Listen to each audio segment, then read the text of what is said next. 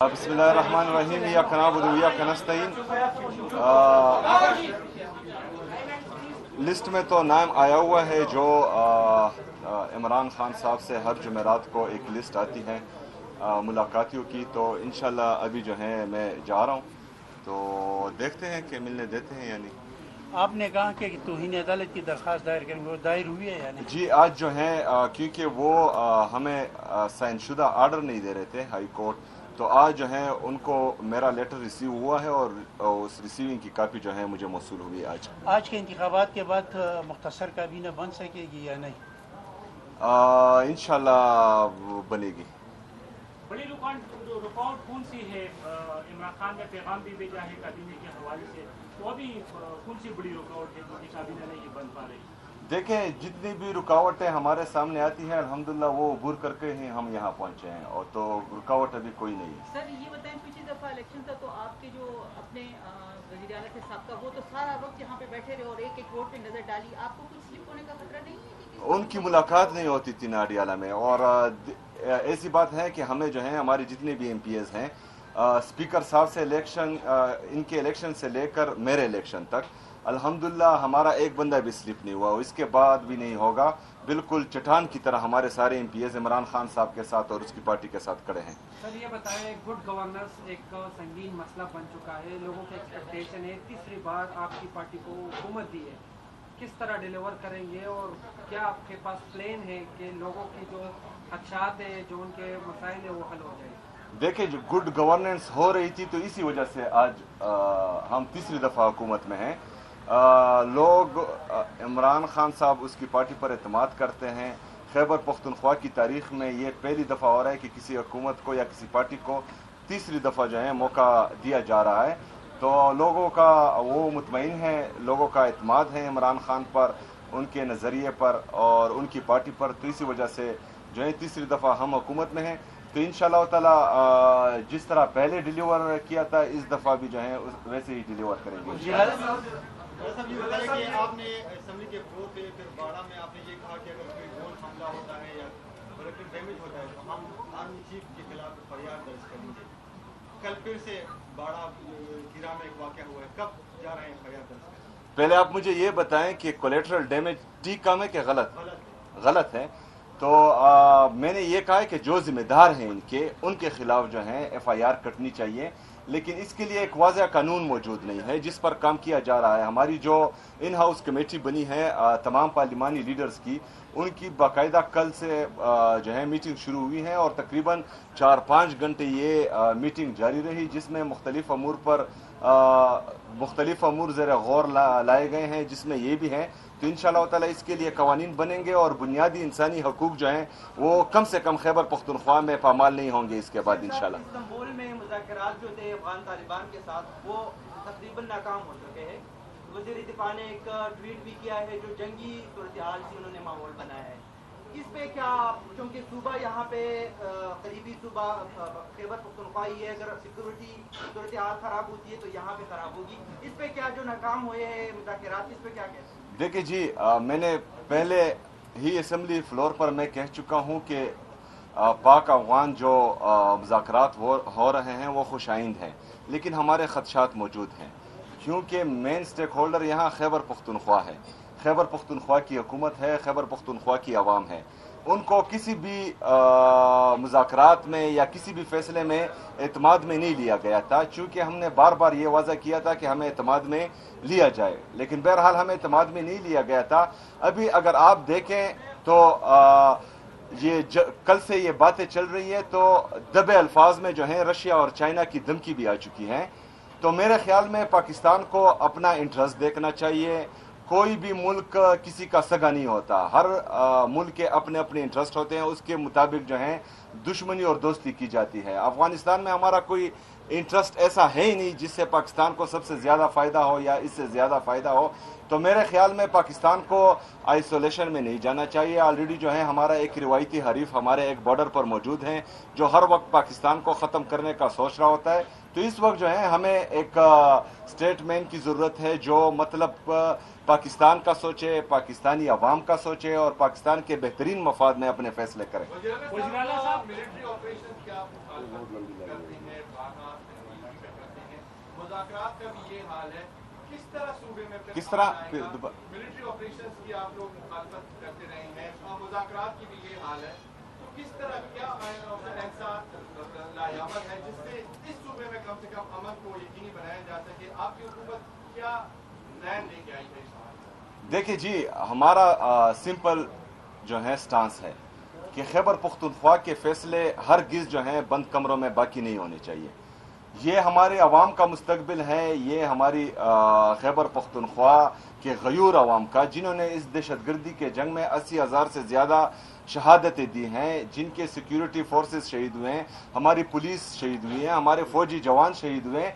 इसमें जो है कम से कम हमें एतमाद में लिए बगैर अगर बंद कमरों के फैसले यहाँ इम्प्लीमेंट होंगे, जिस पर ना अवाम का एतमाद होगा और ना ही यहाँ की हुकूमत का, तो ये जंग कोई भी नहीं जीत सकता। तो हम चाह रहे ये हैं कि एक बंदा आता है, उसका एक फार्मूला होता है, वो इनको जो है मुजाहिदीन और हीरो बनाता है। दूसरा बंदा आता है, वो वहाँ यहाँ पर ऑपरेशंस करता है।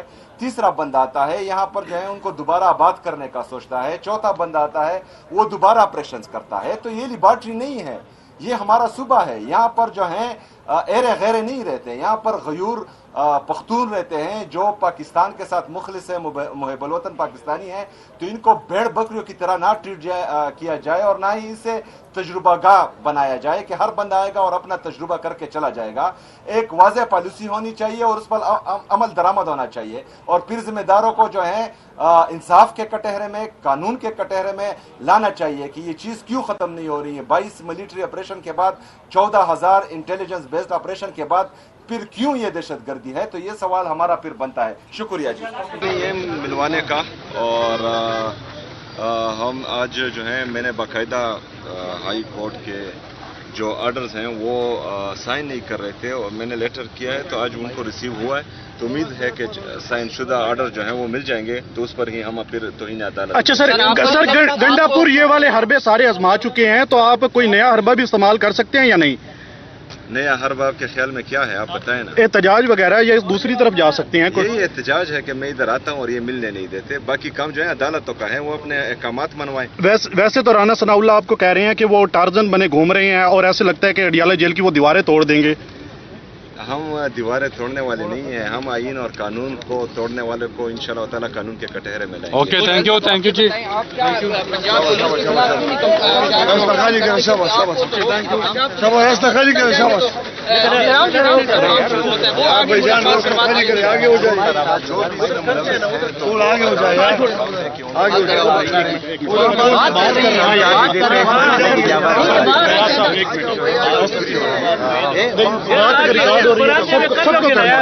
ऐसे नहीं हो सकता है। तो जज मनवाए इन पर।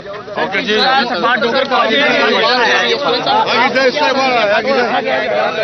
आगे जाए सर, काबीना के हवाले से काबीना जो है आप आज इलेक्शन के बाद फौरन कर देंगे कि खुरम निशान के सेनेटर का इलेक्शन था? नहीं, इलेक्शन की वजह से तो नहीं डिले था। वो मैंने कहा था कि खान साहब अपने लीडर अपने कायद जनाब इमरान खान साहब से मिलूंगा, उनकी हिदायत के मुताबिक जो है उनकी पॉलिसी गाइडलाइन लेकर ही आगे बढ़ूंगा। बहरहाल उनकी हिदायत आ चुकी है, तो अभी कोई टेंशन नहीं है। ओके सर, ये बताएं कि आज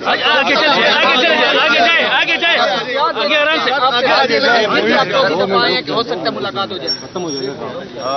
मेरा लीडर है, मेरा कायद है और जो है 2 साल से उनसे मिला नहीं हूँ, तो मैं तो डेफिनेटली चाहूंगा कि अपने लीडर अपने कायद से जो है मेरी मुलाकात हो, लेकिन बहरहाल देखते हैं कितना रोकते हैं।